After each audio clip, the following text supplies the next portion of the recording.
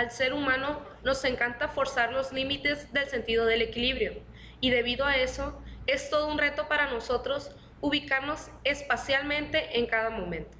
A veces, mantenerse de pie es un verdadero desafío. Movernos con dos piernas implica saber de qué está haciendo cada centímetro de nuestro cuerpo. Por eso, caminar es todo un desafío. La mayor parte de nuestro tiempo nos mantenemos en un solo pie. Cuando avanzamos, cada músculo corporal nos coordina para impedir que no nos caigamos. Así que, además de los órganos del equilibrio, recurrimos a los receptores del tronco y de las extremidades para informar al cerebro de lo que hace el resto del cuerpo, y en fracciones de segundo, el cerebro envía millones de impulsos a los músculos para corregir errores y así mantenernos en equilibrio. Nacemos sin capacidad alguna para mantenernos de pie, por lo que tenemos que aprender. Tienen que pasar unos años para que la información entre las extremidades y el cerebro sea suficientemente veloz como para hacerlo de forma natural. Finalmente, caminar se convierte en algo normal. Sin embargo, es algo tan complejo que el más mínimo cambio puede llegar a alterar todo este proceso, como ocurre en la pubertad, donde hay un desarrollo muy rápido y desequilibra al sistema vestibular. Antes de conocer cómo se lleva a cabo el equilibrio, es importante conocer las estructuras implicadas en él.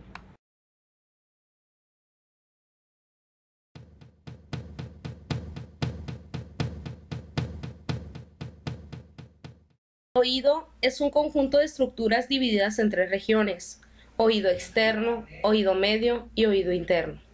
Este último está conformado por la cóclea y el aparato vestibular, el cual consta de los conductos semicirculares y dos grandes cavidades, el utrículo y el sáculo. Dichas estructuras están suspendidas en el laberinto membranoso, constituido por endolinfa, la cual se diferencia de otros líquidos extracelulares y es altamente rica en potasio y pobre en calcio y sodio. A su vez, dicho laberinto es suspendido en un laberinto óseo lleno de perilinfa, la cual es muy similar al líquido cefalorraquídeo. Al realizar un movimiento, los conductos semicirculares, el utrículo y el sáculo enviarán señales por medio al nervio vestíbulo-coclear para que sean interpretados por los cuerpos encefálicos. Las prolongaciones de las células pilosas están sumergidas en una membrana gelatinosa, conocida como cúpula, que tiene una densidad más alta que la endolinfa circundante. Por lo tanto, su movimiento se verá reflejado en la cúpula. Una célula pilosa está conformada por muchos estereocilios y un sinocilio único. Entonces, cuando el estereocilio se inclina en dirección al sinocilio, causando deformidad de la membrana, y con esto se produce un potencial de acción. Cuando su inclinación es al lado contrario al sinocilio, causará inhibición.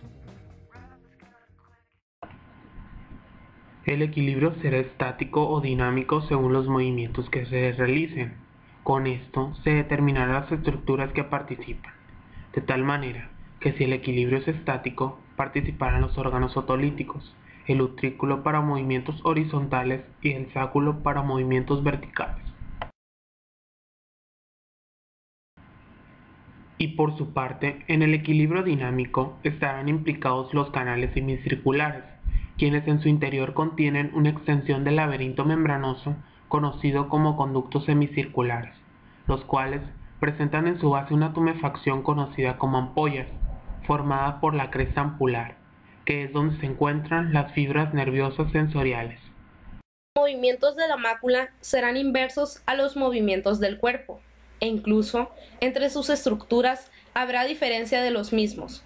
Con esto afirmamos que con la aceleración hacia adelante, la membrana otolítica se moverá más lento que las células pilosas, ocasionando que los pelos del utrículo se hagan hacia atrás.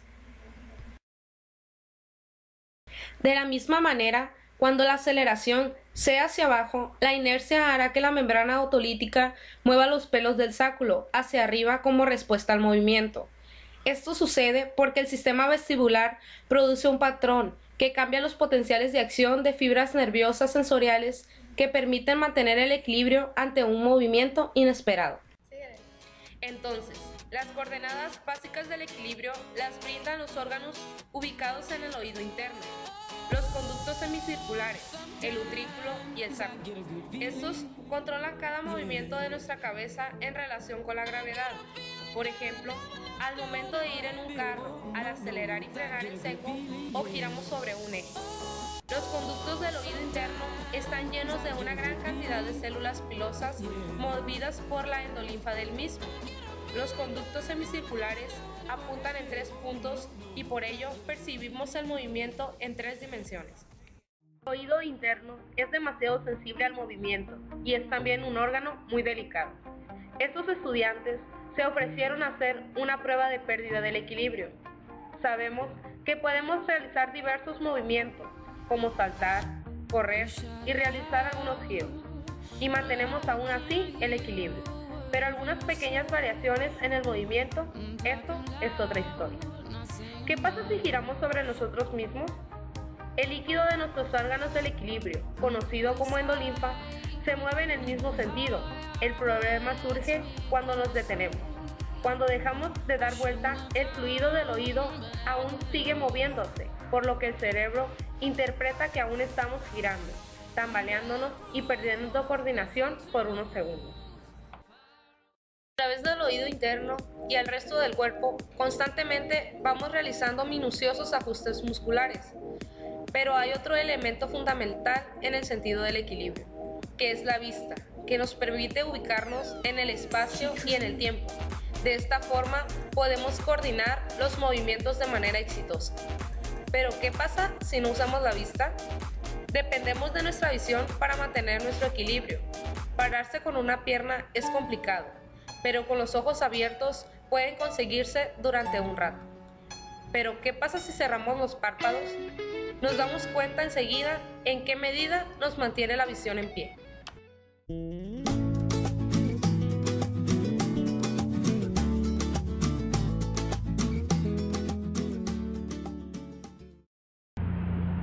Como ya sabemos, el sentido del equilibrio se da dentro del oído interno, específicamente en el aparato vestibular.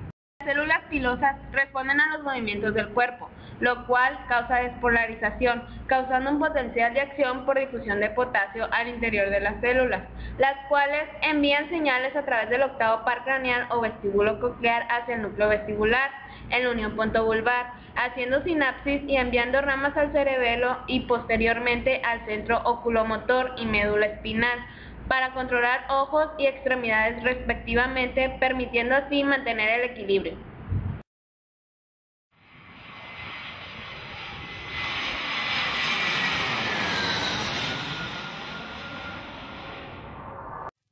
Las señales que transmite el sistema del equilibrio pueden verse afectadas, retardando su transmisión. El alcohol puede ser uno de los factores que influyan en esto. Su exceso empieza por alterar el sistema nervioso, principalmente el cerebelo, el cual es el que controla los movimientos del cuerpo, especialmente las piernas.